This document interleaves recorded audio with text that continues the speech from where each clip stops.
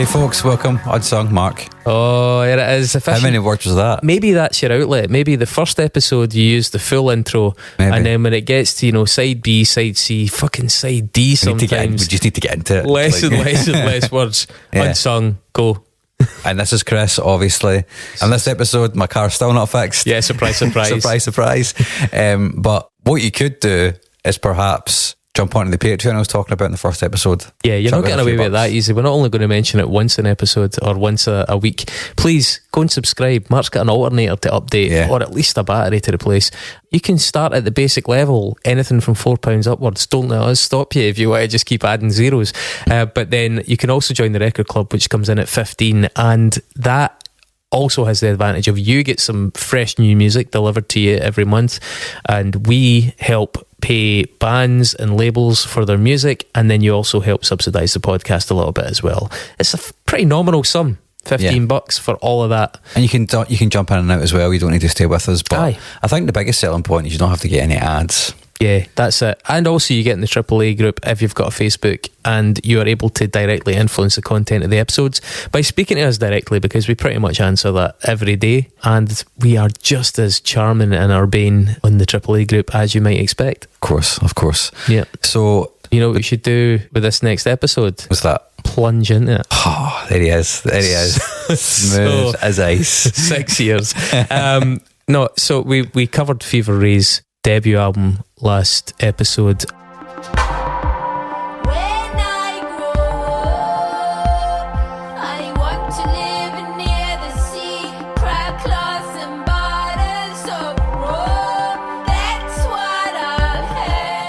And we broke because there was a break in the career.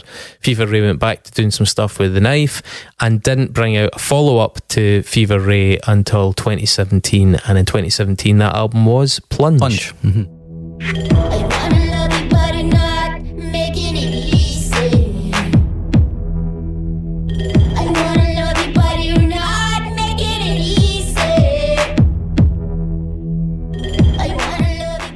So we're going to talk about that, and then we'll also talk about their most recent album, which is the one that Chris has also nominated as being unsung, Radical Romantics. First I'd like to say that I'm sorry. I've done all the tricks that I can. Let's get into it. So as I say, Plunge in 2017. I mean, it's 8 years since the previous record. Not that long, and 3 since the end of The Knife. Yeah, well, yeah, because The Knife split up in 2014. It came out with absolutely no advance press or promo. I think there was a press release put out the day before it landed. Now, a single had come out, but there was nothing else. There was no big rollout, no big fanfare, which is quite cool, quite a brave move. And it was very well received overall. I think the Metacritic score for it's 8.7 out of 10. Yeah. Very high. There was some small dissent though, and again I'm going to refer to Needle Drop because, for example, Anthony Fantano doesn't see it as a particularly great work, and he actually makes a comment in it, something along the lines of it won't make any lists of great comeback records, despite the fact that it actually that year made a lot of like best of 2017 lists.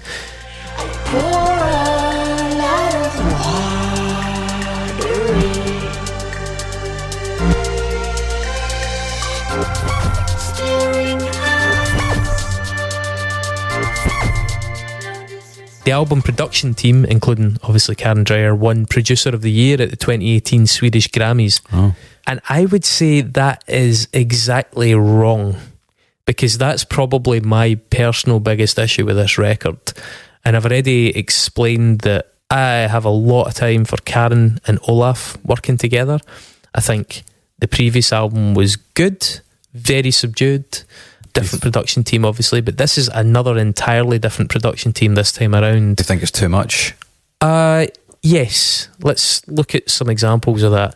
The first one, Wanna Sip, for example, has this really bold Skrillexy dubstep synthy blast. My handshake, giving me a beat, giving me a sip.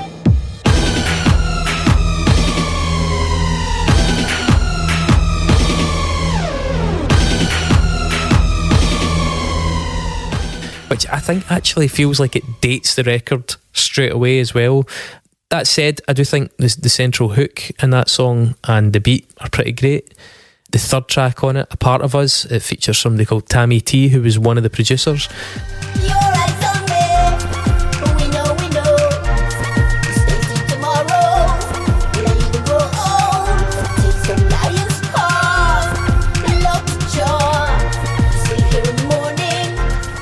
It goes for more of a contemporary pop feel, and it just does not land for me at all.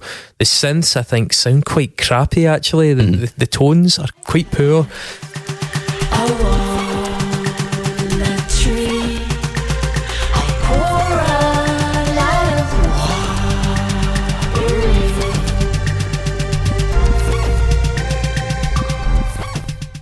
And even though the main vocal hook on it by Karen does work, the rest of the song feels weak, and I think it actually feels quite undercooked. I don't think too much has been done yet. I think it actually sounds like it's not been developed enough, especially those synth sounds, which just sound weirdly presetty. The fifth one, I Don't Know About You, IDK About You. I don't know about you. Let's find out what you are about. What's hidden in there? What you got for me there? I don't know about you. I don't know about you. It underlines, I think, the differences between this record and that sultry malevolence and, what would you call it, like understated power of the debut. This one is skittish. It's kind of irritating, I think. Tweak little spirits, please. I don't know about you. No, I don't know about you. You can trust me, baby.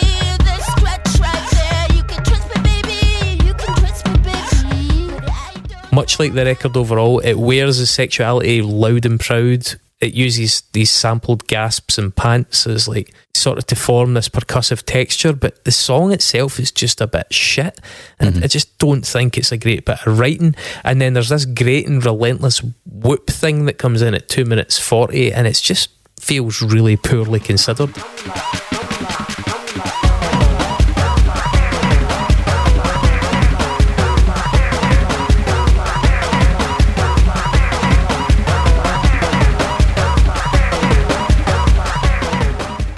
Feels like it's trying really fucking hard, you know? A lot of the songs on this record have really long instrumental intros as well, which is a really interesting decision. That's kind of strange. I mean, that is a bit more knifey, to be fair.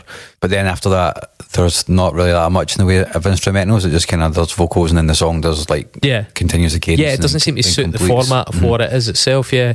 The sixth track, This Country, I think it's telling that despite not being a single, this song has kind of come to define the Plunge album for a lot of people. That's not how to love me. That's not how to love me. That's not how to love me. That's not how to. It doesn't feel like it would have been so heavily referenced on a record with more competition. Do you know what I mean? I think this song gets so much attention on this record because there's a lower standard of material around it. It commits to this modern pop merging with hip hop, but I think it does a relatively underwhelming job of either. Free abortions, clean water, destroy nuclear, destroy boring.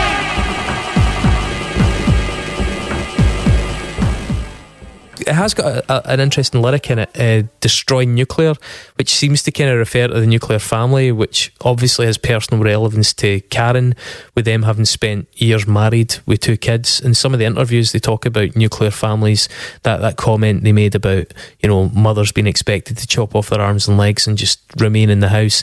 That whole destroy nuclear thing seems to tie in with those ideas. And then the other track, in fact, I would probably pick out 2 more tracks. One of them would be To the Moon and Back.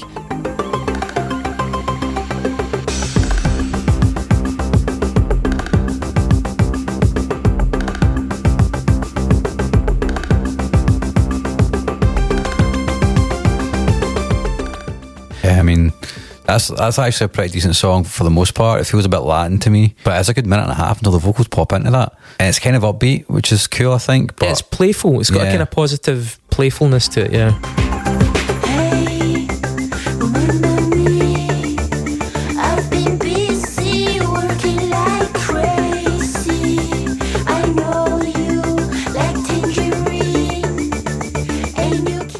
shouted the line, "I want to run my fingers up your pussy," which is completely fucking absurd. Life into a fantasy. Your lips, warm and fussy. I want to run my fingers up your pussy. Man, so yeah, I mean, I think it's actually probably the best tune on the Probably record is, yeah. overall. Uh-huh. The instrumentation is a bit closer to vintage Knife stuff as well, like older Knife stuff. That Latin feel, I think. Yeah, the pushed beats and stuff. Yeah, but I do that Fingers lyric is just incredibly jarring. I mean, fair enough. I think it's kind of going for some of that Peaches energy, you know, who Karen obviously admires, and I feel like such a prude. You know, I was like, am I really getting conservative in old age? Is that just really fucking crass and on the nose? Is that just feels daft? I mean, I don't know. It's definitely a bit. I'm not going to say definitely. I think it could be a bit crass. I think given the context, you've This is already, a guy who listens to hip hop. yeah, exactly. And Lil Kim, which is definitely it's a fucking lyric worthy of Lil Kim. as a crass Lil Kim lyric for sure. But they're trying to be confrontational on this record, right? The first record is not confrontational at all. The Knife is often confrontational. Yeah, they are now finding out really who they are as a person. Kind of makes sense that they would create a record which is like, pay attention. yeah. I've got something to say. Did you see the video for it? No. Oh, man. So Dreyer's character in the video is tied up and urinated on during a kind of BDSM party. They were asked about it in an interview, and Karen replied, I was like, what is the nicest role to play? There's so much BDSM role-playing videos and it's super violent. So I wanted to have a role play that was fun. Let's have a tea party and I want to be the table. I think sex role-playing games don't have to be violent. They can be cute. It does include Karen getting pissed on in the video. The other track I would mention is probably the tense one, An Itch.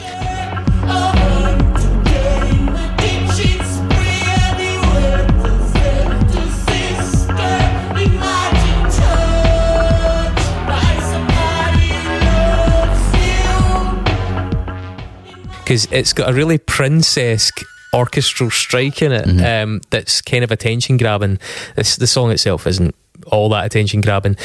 My thoughts on this record, given that it is so fucking praised, I feel like it in the fairly strong very strong critical reception that it got is maybe another beneficiary of that mob mentality phenomenon we've discussed. Go back to the Pitchfork episode, folks. Hacksaw and Cloak. Yeah, we keep referring to this, Hacksaw and Cloak. Artists that end up with a sort of sense of momentum that makes writers and or their editors scared to publish something that, you know, is sort of negative about them because they don't want to be sort of laughed at as being the people that didn't get it, inverted commas. You know, as we say, 87 on Metacritic out of 100. The Skinny gave this a perfect score. It's very Skinny, innit? Skinny gave what Hacksaw and Cloak a perfect score as well, didn't they? Effusive comments from Vice about the album's willingness to challenge the audience without taking its sight off making great music. It does certainly challenge the audience. I would agree with that part of it. To me, it feels like the excitement at the sort of, well, I would say the commendable political sensibilities in the sense of queer bravado on it.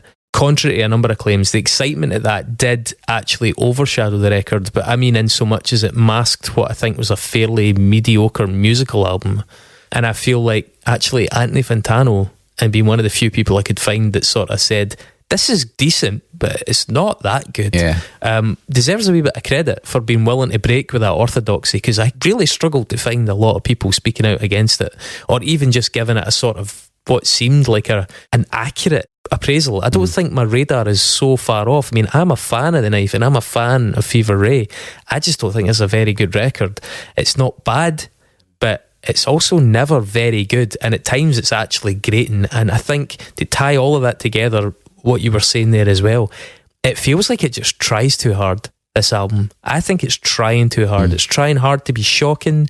It's trying hard to be like striking in its sonics, and the sonics don't really feel like they work. They feel a bit undercooked. They use samples that are distracting. They use lyrics and production that's just, it just feels a wee bit desperate. Yeah. Thirsty, you know? I think in context now with the new record, that it very much feels like it's setting the scene for what Fever Ray is. You know, yeah, it's a change of direction, absolutely. From a neutral, sultry black cover of that debut album, like this is quite an ominous Nordic thing. It's suddenly this quite colourful extrovert and very sexualised alternative pop thing, but it doesn't feel natural. It feels like it's forcing it. I think as Karen's career continues, given the context of the latest record, that record probably won't be as fondly thought upon going forward, because they have gone on to create something which is arguably much, much better and way better considered. But don't want to show my hand too much, but let's so on that note, it's probably brings us to Radical Romantics. Yeah, let's talk about 10 tracks record. By the way, 44 minutes. That's a good start in my book. Yeah. So the production team in this record is already a wee bit of a wet dream, especially for I'd imagine ourselves. Yes, obviously Trent Reznor and Atticus Ross are involved, good for them, but I think way more exciting for me was Olaf Dreyer being back in the hot seat for a lot of it. And perhaps even more exciting for me was the surprise inclusion of Vessel, the musician fed down south that I have raved about many times on many shows, tried to shoehorn the Punish Honey album into every discussion that I get.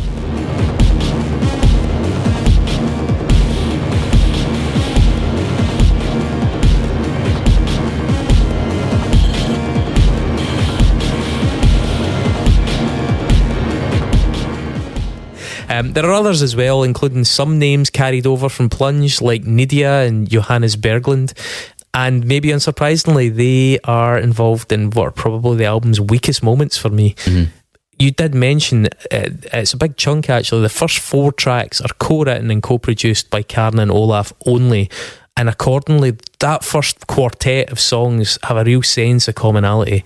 It's really coherent opening run that still manages to avoid sounding like a Knife reboot. That's also the other thing you mentioned, and I think that's really true. It doesn't sound like the Knife. There are similarities in the tones. You get some of that kind of like Caribbean-esque sort of synth stuff, but the actual music is quite different. Starting at the start, What They Call Us, the first one. Can I just hold you for a minute? Some things just ain't easy to repair. Really moody and patient. There's some lyrics in there that I think are worth pulling out. Did you hear what they call us? And a plan that's flexible, don't get stuck anywhere. And I think those lines definitely come across as a sort of subtle nod to the adoption of the they them pronouns and gender identity and refusal to be pigeonholed in the context of being marketed as a musical product, especially, you know. Yeah, definitely. I think that's actually with this song and the combination, which is worth getting excited about. It makes for quite a striking opening and absolutely thematically follows on from the last record as well, but in a much more understated version. It's less try to grab you by the balls and let's try to slap you. Yeah. And I think actually that song, What They Call Us, in vibe is more consistent with the first album.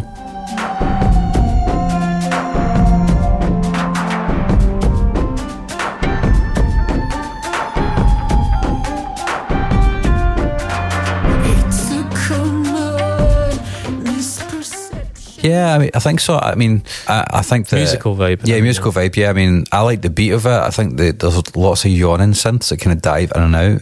Vangelis sort of 80s vibes, They kind of feel rejuvenated on this as an artist.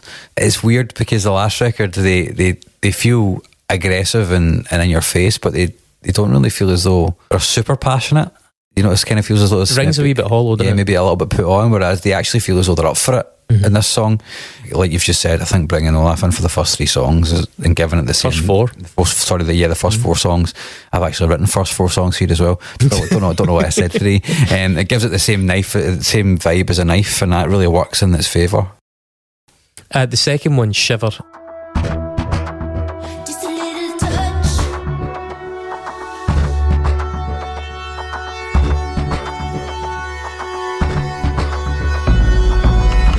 Killer skies. Which is the most recent single I think they've released to date. Brilliant sparse electro mixed with it took me a while to click with what it was, right? But it's a weird flavour of 80s pop in the vein of a very postmodern Phil Collins. Right? And by the way, I challenge you, I'll cut some samples in, go back and listen to it. Wanna shiver.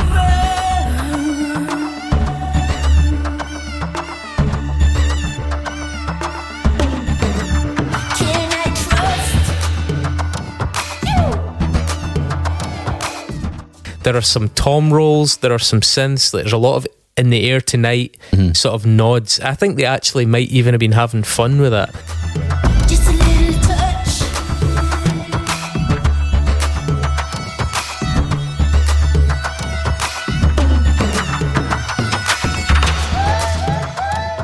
Once I'd heard it, I couldn't not hear it, and I was like, they are good producers. This seems like it's probably in there as like a bit of an in-joke on purpose, and it works. Lyrically, in this one, the calls for, quote, a little touch and wanting to shiver, they foreground the sexuality of the record in a way that feels seamless, in a way that the previous album just was so fucking obvious about. To me, it's very apparent in this, but it's done in such an artistic way. Yeah, their voice is a lot more recognisable in this song compared to the last song. The momentum of the tune is really great. It kind of feels like it's winding up almost. It's got some creepy melodies, which kind of harks back to the first record, and they kind of bounce around to stereo image. Like Karen and Olaf are really good at that, like placing things, and actually works in really stark contrast to what Trent Reznor and Atticus Ross do, which is a completely different kind of production style. And we'll talk about that in a second, but I was really taken aback by how stark you could hear. Sometimes I feel as though with some electronic music you can't really tell too much between the different kind of producers. You really can on this record. There's a good variety. I think each electronic sound is placed so well in the mix of this song, which I really, really liked about it. But it's also very patient. It kind of withholds that moment for release, and it's so gradual that you don't actually notice it. It's getting louder. So when you listen to it, right, listen to the start, skip forward towards the end, and you'll hear there's a massive sonic difference. But it's just so patient in getting there that you never really notice it happening, and it's really clever. And this is the thing. I just think Karen and Olaf are such a fucking in tune combination. It's just the product. It's so good. It's so consistently high quality, their productions. I wonder what the previous album would have sounded like had they worked together on it, but who knows. You've got to imagine that their choice to not have their brother involved is probably conscious until this point. The third track, New Utensils. Now this uses some of the kind of percussive rattle of Plunge, alongside some of the slick synth bass that is definitely born of the Knife.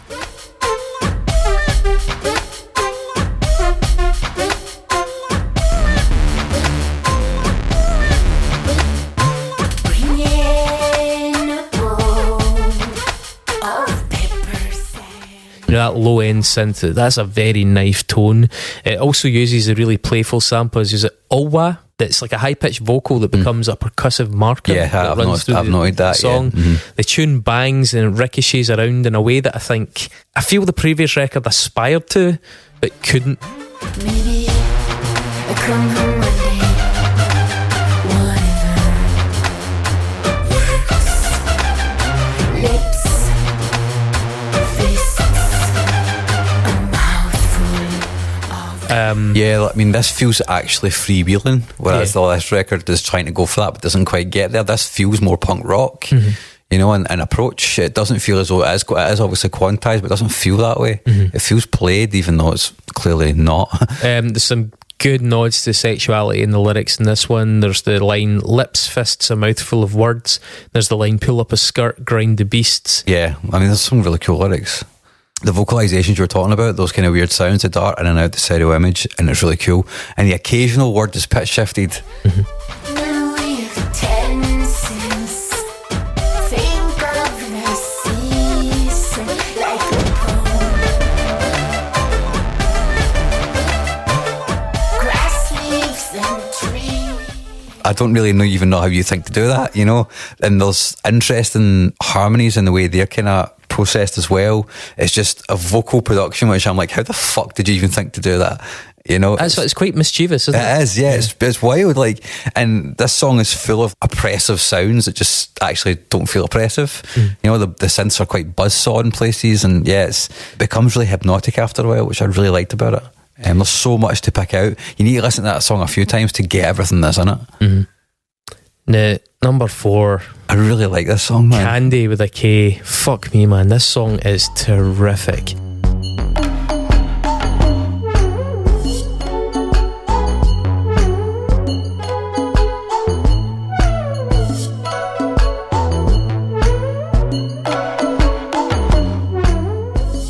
It's good to see the lead synth, the big 80s one. It sounds like Africa, like total.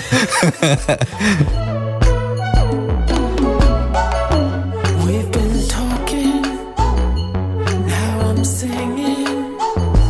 What if I died with a song inside of me?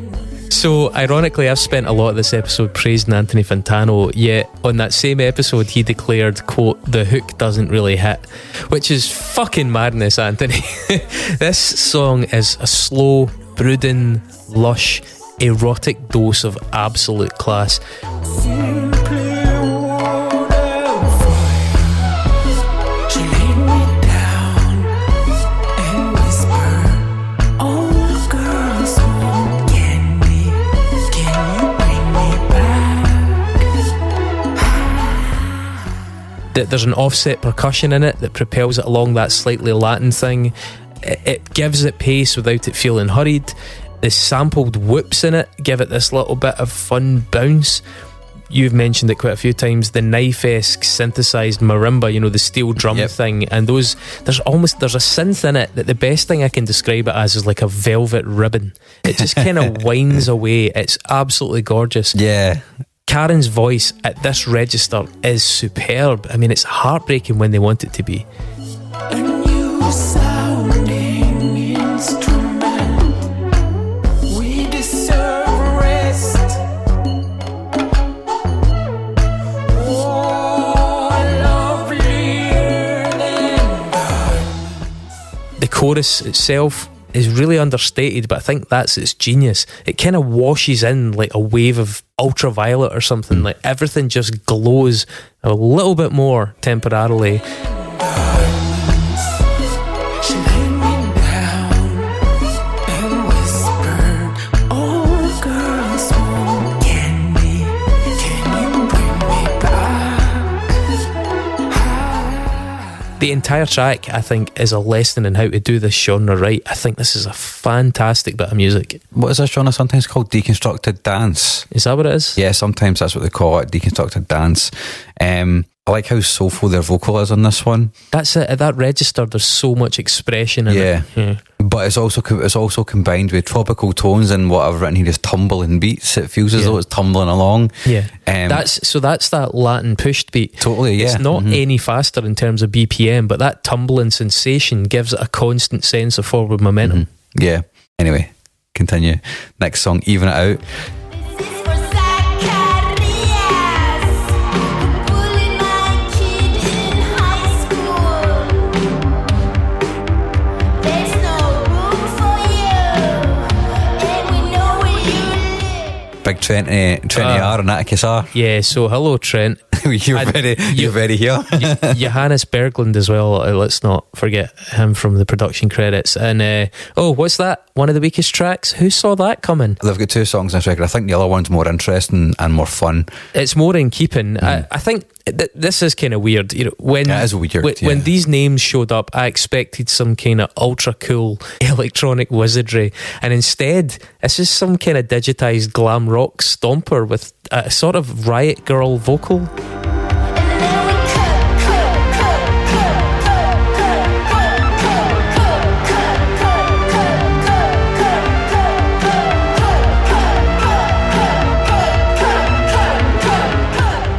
Sounds like Nine Inch Nails. I don't know what you're telling me here. I don't know what you're saying here, mate. I mean, it's a totally decent tune. I don't mean that this is a poor tune. It's not.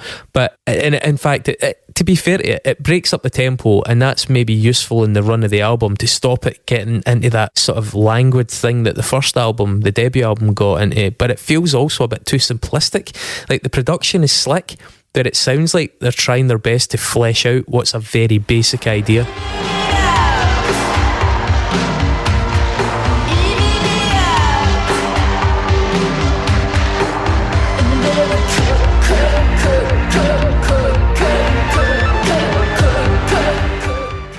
Aaron wrote this song. Trent Reznor and Atticus Ross and the other guy produced it. So the last 4 songs have got quite a kaleidoscopic production style almost, whereas this, by comparison, feels flat, and it very much is in with that kind of... I always think of Nine Inch Nails stuff as being produced quite flat anyway, but I don't mean that in a pejorative term. It just feels as though it's very centre. Yeah. It does have moving parts and stuff like that, but it all feels as though it's compressed together in a kind of almost claustrophobic way. It does have some Nine Inch Nails hallmarks. It's got some dissonant top end synths. It's very, like I said, centre focused. It's nowhere near as playful in the stereo image. It's, like I said, very centred. It is moody. It harks back, I think, in places to early Nine Inch Nails, like, you know, Pretty Hate Machine era stuff. It's really heavy on the industrial goth vibes, I think, which kind of... I mean, I really feel it's got a lot of glam in it. I really do. I think that's also Nine Inch Nails, like heavy goth industrial glam, like that's all. And like that sassy, as I say, the vocal is quite abrupt, but it reminds me of some of the Riot Girl vocals. Anyway, things change again quite a bit for the 6th track, Looking for a Ghost.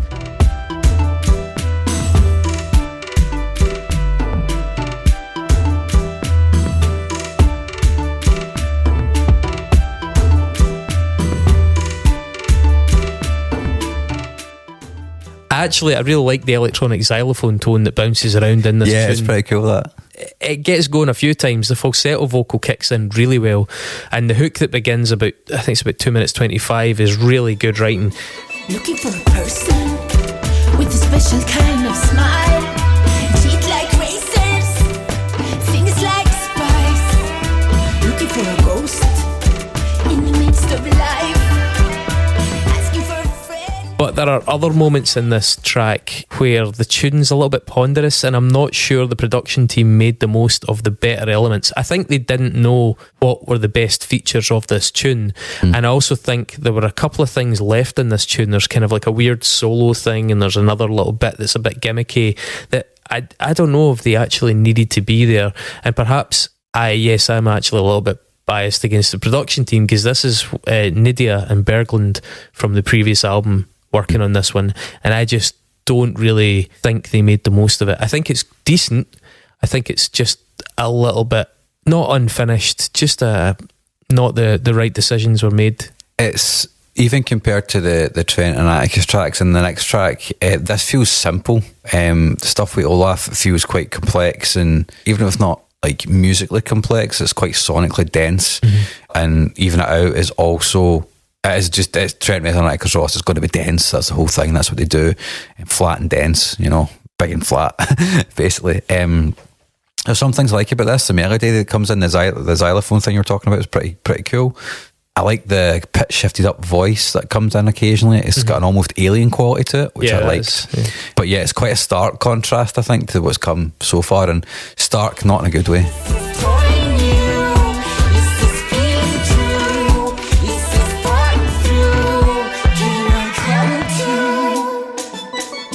Looking for a person with a special kind of smile. If you think about Candy and how much Candy achieves whilst actually keeping the number of ingredients relatively low, and then you think about how many things this track tries to incorporate to reach its goal, and yet it doesn't seem to reach its goal. You know, the high vocal thing is a nice touch. If that was one of the features, really, you'd be like, yeah. But then there's also that weird solo thing, and then there's another bit where it just kind of breaks and does, and then there's a really, really good hook. But that hook could also just have been the main thing. There's so many things in this that I'm like, I do not think an Olaf and Karen joint would have as many bits floating in the pot, you know? Speaking of joints, carbon dioxide. Sucking on what's mine. Love's carbon dioxide. Can't say it. So Andy Fantano called this the biggest banger on here, and I think that's definitely a contender. This song is fucking superb, man. Yeah, so Vessel's production's just on another level. Vessel is fucking great. Out of the sea, soft as syrup over me. Sipping a spark. Honestly, Vessel is fucking great. Stands out like a sore thumb in this record as well. Yeah. I mean, it's a 30-second kind of odd synthy string intro as well. It's quite misleading because then the vocals and the beat drop and the tune just kicks the whole album into higher it gear. bangs. It actually bangs. Yeah. You know. The verse hook of that line, "Holding my heart while falling." Holding my heart.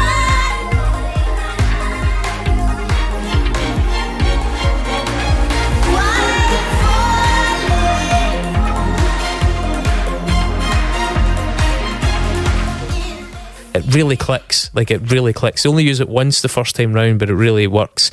And it's not too obvious in the arrangement either. I love that in the second verse there's an upstroke bass. So like the bass, it's almost like a reggae thing. The bass is on the upstroke, and then when it changes to the chorus, the bass is on the downstroke. So it totally changes the feel of the part without having to massively bring some new element in. I just realised that people who are not musical won't really understand why that is the case. But you know when you hear it, if it brings me back to one of the things we've been. This is totally off tangent. I'm sorry, but we've been working on a new song in the band, and some of the rhythm is in the upstroke, and it's been really weird to try and articulate exactly what you've just said there. How the feel is totally different, even though you're playing the same chords with roughly the same beat. Yeah, or a slight That's variation. why some people learn proper musical terminology and go to university so they can effortlessly communicate. Let me just phone my brother. He'll be able to explain all of that to So you. the easiest way to say it would be, if you imagine that if it's going 1 2 1 2, the bass is going 1 2 1 2 1 2 1 2, whereas in the chorus it goes 1 2 1 2 1 2 1 2, and that makes it urgent, whereas the 2 makes it sort of more upbeat and buoyant.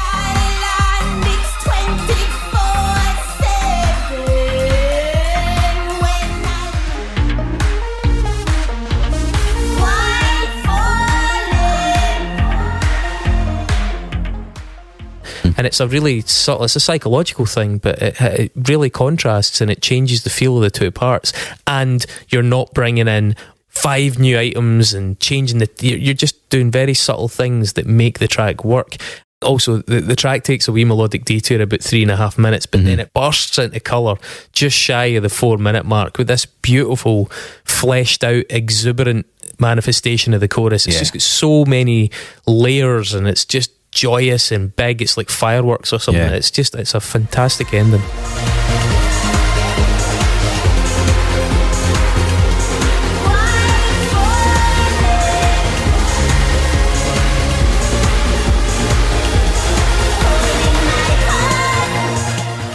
This song is grandiose. It is widescreen. It's cinematic. It's got a really That's a good analogy, actually, because it's almost as though the song for the first part of its runtime is like sort of TV, 3:4 ratio, and then suddenly it's like widescreen. 16:9. It starts off with that really forceful beat, like you were saying, underlined with the bass synth. By the way, I know you're saying like talking about the mechanics of it, but the actual sound of it is fucking brilliant, man. The strings are a wild touch. The strings are absolutely fucking nuts. I was not expecting it to come in at all. And I was like, I get why you've done that. That makes sense. But I was like, that was the last thing I was thinking was going to come in here. The only other thing that would make it even more surprising to me would be a fucking kazoo. Yeah, exactly. Kazoo. I was like, I pictured it in my head before I could say it. Like, it's orange and triangle. We have been doing this show too long when you know that I can say what you're thinking. Get out of my head. It's just a really effective. The song's a journey. It's a great piece of writing. It's really well produced. It's a real standout in the record. It's got so much momentum. The record needs it as well. It needs it. It gives it like a huge centerpiece rather than it being front loaded with those 4 tracks with Olaf. North, the 8th track, another Trent Reznor-Atticus Ross tune, and it does sound like it. Yeah, it sounds like Depeche Mode.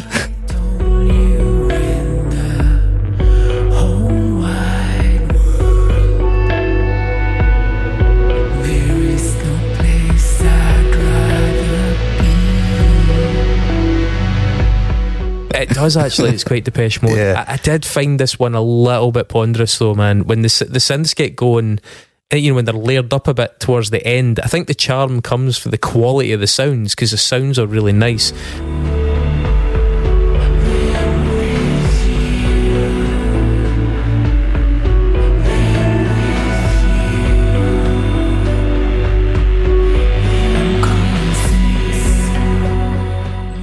But the song itself is, you're saying flat, and I'd kind of agree. I think it is quite flat, but I kind of mean it in a slightly more pejorative way.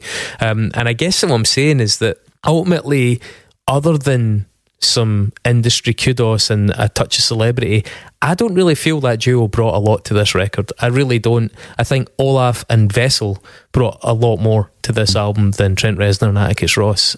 I adored this song because of the Depeche Mode feel. I could easily imagine Gahan singing that vocal as well from Depeche Mode. Yeah, I agree. It just makes so much sense sonically for me. Once I knew, like when I heard it was Depeche Mode, I was like, that's an odd turn for this record. And then I realised it was Trent and Atticus Ross. I was like, oh yeah, well that fucking it's like a stick on for that. Then I could totally understand why they've asked those two guys to produce this song, because it's like, well, that makes sense, you know. It's really careful and pensive. It is sultry in places. It's got some of that menace from the first song as well. That refrain of "than with you," which keeps popping in, is I really like that, and the vocal processing I think is really effective. There's a harmony which is used. I think it's maybe a 3-part harmony. It sounds like a variety of people singing at once. I think it's just different layers of processed vocals. Yeah, it will be, but it works really, really nicely in the context of the record and in this song.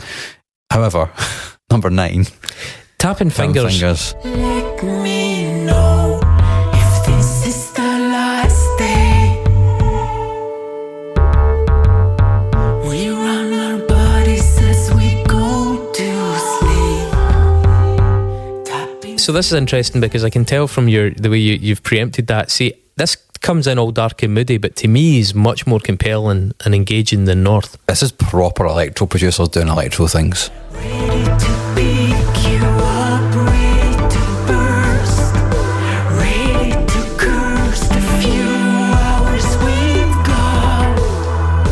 Who am I? Why wanting? It's a fine song, but doesn't really work as well as the last one for me. Right. It's also got that guy Peter Mennerfeld, who was in the second record as well. Yeah. I mean, it's strange that we're just at opposite ends of the spectrum in this one. The central vocal line in this one I think is excellent, and I think the synth tones are genuinely fun to listen to. Like the tones that have been chosen in this again have that really pleasing quality to them. Yeah, they are nice. I think that's actually a consistent thing, as I said, with the Knife and Fever Ray. It's just the quality, the attention to detail in just a tone.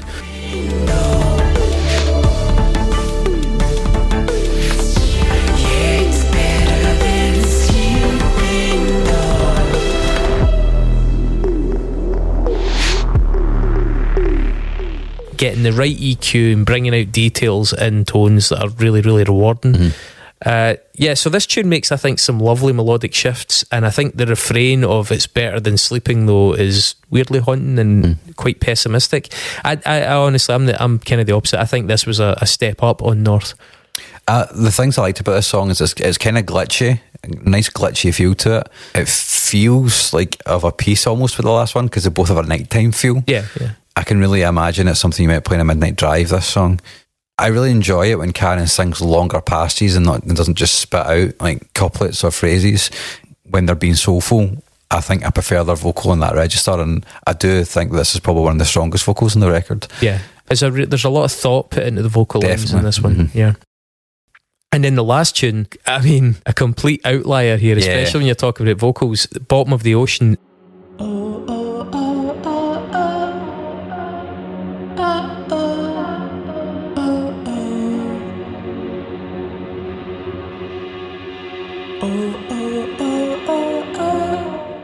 It's an oddball ending to the album, although the album does sort of wind down after the kind of peak of Carbon Dioxide in terms of energy.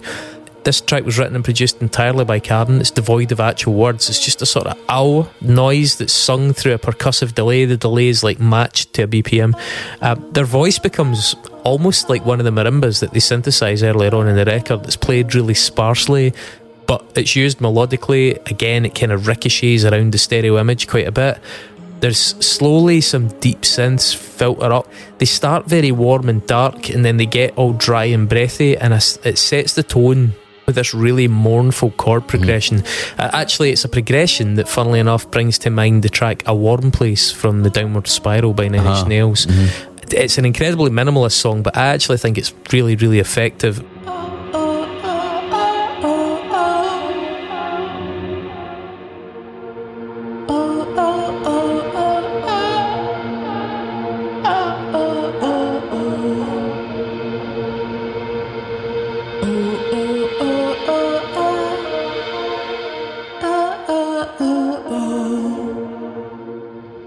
much to my surprise, it didn't make me want to skip it. And when I first was listening, I was like, oh, this is just a wee experimental ending thing. And actually, I found it really, really nice to listen to. I got a wee bit lost inside the arrangement, actually. I think it's quite a hypnotic tune, especially given that vocal technique. I think it's a lovely ending to this. What's a subtly excellent record, you know? It does feel as though you're at the bottom of the ocean with everything that's just caked in this really nice reverb. Yeah, the wild things like bubbles floating up. You know? And it's very much vibes. This song is all vibes, if you can even call it a song, I guess. It's just all vibes. And the record is not one that's lacking vibes, but you're right, it does wind down towards the end, and this feels as though you're getting some sense of conclusion to the song. Yeah, it feels deliberate. Yeah, it feels like it was written as a considered sort of arc of storytelling and structure, and thought has been put into the pacing. Yeah, and it's a tight 10 tracks as well. Yeah, as I say, it's 44 minutes, which, 42 to 44. Too long. Too long. I've said that's my kind of sweet spot. So, I mean, I think my conclusion here is that, Fever Ray is most celebrated, I think, for Fever Ray, the eponymous debut. That's an excellent record, albeit I was surprised to see it gets 81 on Metacritic. I find that record a little bit slow, though, I'll be honest, and it's not got enough high points to completely merit the lauded status, in my opinion. I think 7 is a fucking great song. I think 7's actually sort of an obvious precursor to Candy on this, but I don't think there's enough really peaky moments that justify the way it's spoken about. Plunge also got considerable critical acclaim, but I am not convinced that acclaim is entirely objective and reality based. I mean, Fever Ray, the act was mega cool. It's hard to pull that down for any writer. It's, as I said, 87 on Metacritic here. This is not just one or two publications. I think the record's a bit clunky, a wee bit heavy-handed. I think it's built around some weaker songwriting. Let me be fair there. If not weaker, I think certainly the production did little to bring the best parts of those songs to the fore in the way that I think Radical Romantics does. So perhaps it's, about having that second set of ears that are going, you're emphasising the wrong part of this tune. The key, the hook, the best bit of this tune is that element, and you're burying that in favour of something else. So I think the judgments that were exercised in the production of the second one are just a wee bit off. I think Radical Romantics is mature. I think it's unforcedly erotic. It's melancholy. It's energetic when it needs to be. It's sonically very lush. I think as well the album approaches its gender politics with a lighter touch, and it's not that I always need my politics to be dialed down, especially gender politics. I'm not some threatened prudish white male here, but in the context of music, as opposed to let's say performance art that has more of shock or something as its agenda, I prefer to feel that the messages of a piece, and in this case I think it really does feel like it's naturally sitting in the artistic result. It draws you in, actually, the album, and therefore it encourages you to dig, and it encourages you to read, and it encourages you to engage with the lyrics rather than slapping you around the face with shock tactics. I think, in fact, we touched on it earlier on and I've not come back to it yet, but the cover alone is quite challenging, because the level of self-assurance required to, and I use this very advisedly with multiple quotation marks, de-beautify yourself the way that cover does. It's unsettling. They know that, and that's why they did it. And it works. It's kind of brilliant in the way that it sort of knocks you off kilter before you've even pressed play on the record. And the fact that this is 82, for example, on Metacritic, well behind Plunge, surprises and I would say probably frustrates me, and hence motivated my decision to bring it forward. Yeah, I think you made a really good choice. I think this is definitely the strongest of the records. I was quite taken with a lot of the sonics on it. I think I will go back to it. Plunge just bounced right off me. And I actually did enjoy the first one as well. It is kind of different vibe entirely. It's pretty clear to me that the vibe that they're going for is going to continue to be in the vein of Plunge in this record, hopefully going forward. Quite a large space of time between Plunge and this new record. 6 years. 6 years. Which I think it does sound as though they've become better songwriters again in that interim period. So yeah, I'm keen to see where they go from here. I'm keen to see if they'll ever tour it. Yeah. Because one thing I had mentioned is like my girlfriend actually saw Fever Ray on the tour for the first record and she really likes it. Was not expecting that, did not know that. And the ABC, no longer with us. Oh wow, yeah. Funny how buildings in Glasgow just burned down. I can imagine. Yeah, it's funny that.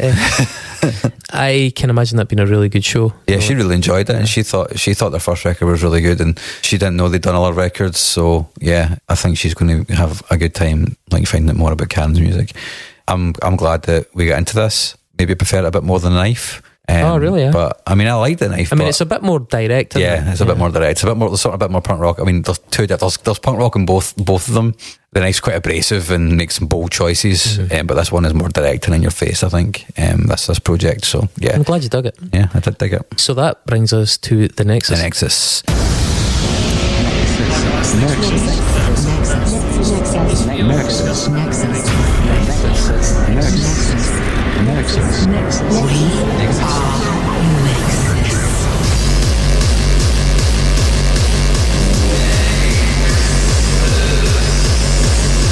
A complicated series of connections between different things. The Nexus this week, courtesy of Kenny Bonella. Wonderful Kenny Bonella can be relied on to give us a funny name. And this week, or last week, as chosen by Kel, it was Rudolf von Hackelheber, who it turns out is a character from the book Cryptonomicon by Neil Stephenson. Mark, you've fucked with Neil Stephenson. I haven't. I almost read Snow Crash, but didn't. It's on my to read pile. As someone that likes to. You're sitting next to my to read pile. Is that your to read pile? A mountain of things that are following you. I think mine's is 19 at the moment. No, it's getting. I've read 5 books this year so far, so it's getting down. Good lad. Somewhere. But no, don't give me any more. However, it wasn't until I did the research that I realised that this fucking Neil Stephenson seems to be quite an intellectual writer. Oh, really? Yeah. Well, just to say, seeing Cryptonomicon set in World War II and the present day. The 90s. Which was the 90s. Yeah. It was written in 99. Yeah. Also, by the way, did you notice that I think this book has one of the first mentions of digital currency in it?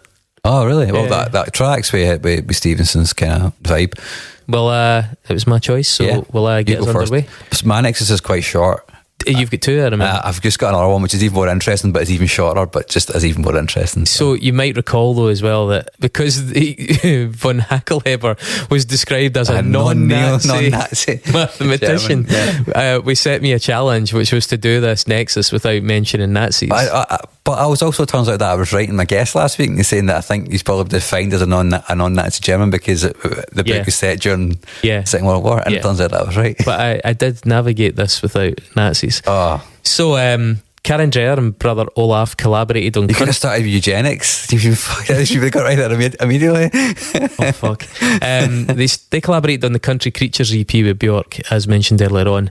Björk's famous swan dress from the 2001 Academy Awards was parodied by Miss Piggy at the 2017 Fashion Awards in London, where Miss Piggy was chosen as being the Swarovski's presenter for the show, right? And the swan in Miss Piggy's dress was still alive, as you can imagine, and pecking her as it went. I just want to say something which is a total sidebar, but some guy on Twitter, I don't know who it was, but I think he used to work for Jim Henson, was saying that a lot of people keep asking for the Muppets to host the Oscars, and he's like, that'd be a fucking total, it'd be a total logistical nightmare to try and get them to do that. So I don't know how they managed to get her to do the hosting, because it would have been madness. No, it happened, and you can see it, I think, actually. You can see a video of it. But the voice of Miss Piggy was provided by Muppets legend Frank Oz, who, besides directing all manner of classic movies, including The Dark Crystal, also did the voices for Kermit, Yoda, Fozzie Bear, Animal, Bert, and Cookie Monster. Yeah. Frank Oz, what a guy. What a busy chap. Cookie Monster was the nickname given by the press for the German politician Ernst Albrecht, who was a member of the management board for Balsen, the biscuit company, at the same time as he was a top European civil servant. This is, I think, in the late 70s. Definitely non-Nazi German. No, I'm avoiding it. He's a non-Nazi German. Balsen, as we say, German biscuit manufacturer based in Hanover.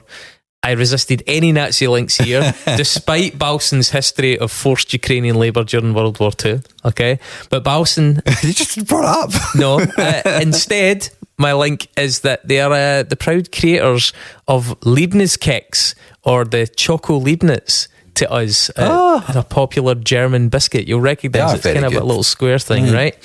Those biscuits were actually named after the German polymath Gottfried Wilhelm Leibniz, who's credited with inventing calculus and often referred to as, quote, the last universal genius. His work across maths, philosophy and more still has huge historical and scientific significance. And it was also when reading his works and his life story that the author Neil Stevenson found inspiration for the Baroque cycle and the Cryptonomicon book, which also features characters actually discussing Leibniz, including a character named Rudolf von Hackelheber having a blether with none other than a fictional version of Alan Turing about Leibniz. So Alan Turing is going to pop into my Nexus as well. But the Cryptonomicon is actually set in the same universe as the Baroque cycle, which I found out from doing my research. Here's my shite Nexus. Trent Reznor and Atticus Ross appear on this record. They did a soundtrack. They did the soundtrack for the TV show Watchmen from HBO. Snow Crash was planned to be turned into an HBO TV show, but was cancelled in 2001. So there you go. That's it. Dave Stevenson wrote Cryptonomicon, in which Rudolf von Hackelheber features. Okay, yeah. But people that listen closely at the start of the episode will realise that I came up with a Nexus in the middle of it. On the hoof. On the hoof. So you said that the Knife did, so Karen was on the Knife, and the Knife did a soundtrack to Darwin's Origin of the Species. Yes, it was a stage production. Stage production. Okay, go with me here, right? Because I'm reading this as totally off the hoof. One of the biggest off the hoof. Yeah, is it on the hoof? One of the biggest influences. Oh, it was off the hoof and on the hoof. One of the biggest influences of Cryptonomicon and the Baroque cycle is a book by George Dyson called Darwin Amongst the Machines. That actually comes from a newspaper article that was published in the Press newspaper on the 12th of June 1863 in New Zealand, which by a guy called Samuel Butler, who references Charles Darwin in the title because he essentially raises the idea that mechanical life were undergoing constant evolution and that eventually machines might supplant humans as dominant species. This was in 1863, so machines weren't really a thing back then. In 1998, George Dyson applied that idea to artificial life and the intelligence of Alan Turing, i.e. the Turing test, to suggest that the internet is actually a living sentient being. A review by a chap called Tal Cohen, who reviewed his book, which is called Darwin Among the Machines, The Evolution of Global Intelligence, said that Dyson's main claim is that the evolution of a conscious mind from today's technology is inevitable. It is not clear whether this will be a single mind or multiple minds, how smart that mind would be, and even if we'd be able to communicate with it. But he also clearly suggests that there are forms of intelligence on Earth that are currently unable to be understood by humans. And this is a direct quote from the book. What mind, if any, will become apprehensive of the great coiling of ideas now under our way is not a meaningless question, but it is still too early in the game to expect an answer that is meaningful to us. Like I said, that was a huge influence in the Baroque cycle and on the Cryptonomicon book. So that is basically two jumps to get from the Knife to intellectual jumps at that. Yeah, so they're worth extra credit. Really interesting that actually. You might not be right about the internet, but you certainly, AI is going to be part of the internet soon, so I think when those things confluence, you will eventually end up being right about the internet. The internet has been a sentient being that evolves. Well, whatever level of sentience that has, we don't know. But what are we doing next, Chris? Wow. We are going to bring our pal of the pod, Joe McGlynn, in for a special episode. And I don't know what genre to call this. I think some might call it grindcore, some might call it crust. They call it fastcore because they've got a collection called Fast Choreography. But we're going to cover a rather obscure but brilliant European underground band called Jakobse. I think it's pronounced Jakobse. I'll have to look that up for the show. And the album Tanz Grozny Tanz. This is one of the most ferocious things I've ever fucking heard in my life. I think it's absolutely brilliant.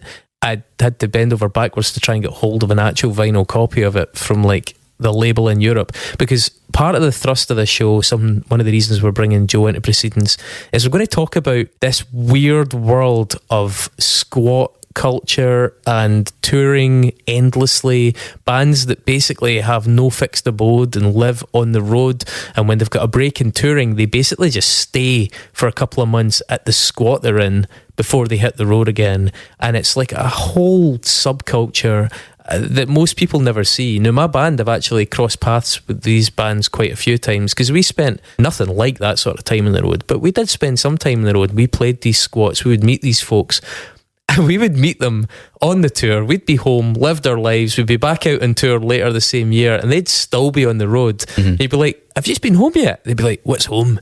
It's another world. And so we're going to try and shed a wee bit of light in that, because I think it's a fascinating phenomenon. And Jakobsi come from that really extreme underground world. And I mean, there's a lot of politics involved in it, both right and left for different bands. Jakobsi are pretty cool guys, so I think we're going to be okay with that. But yeah, I think it's just a fascinating subject, and it's incredibly extreme music. I mean, I went to see Pig Destroyer recently, and I was disappointed that they weren't extreme enough. Jakobsi's extreme enough. Nice. Nexus? Yeah, on you go. Oh my god, how the fuck are we going to link Jakobsi to anything? I mean, you can't even Google them. Well, we're going to have to link them to Patti Levine Patti Levine by Catalyze. Alright, Catalyze. I hope that isn't a difficult one, because oh my god, it's going to, like, so some of the times with the Nexus, it's hard to just get off the fucking blocks. And Jakobsi is going to be hard to get off the blocks. She's an actress. She was in The Leftovers. Yeah, I mean, I don't think getting to her is going to be the difficult part. Yeah. Getting any, like, push starting a car that's stuck in mud, try to get for Jakobsi to anybody. So let's try and get there first, okay? I try to push start my car and I don't live near any house. Yeah, we need to get you that alternator sorted. Alright, well, you know how it is. Go and subscribe to the podcast. Help Mark get back on the road. Yay, driving cars. Okay, and then he can go and live in squats all around Europe. And that's the dream. Get heavily tattooed and grow a beard. Wait. Oh, wait. I don't live in a squat yet, but it is in the game plan. You'll be foisted upon you by austerity. Fuck. Right, folks. See you in the next episode. Cheers. Bye.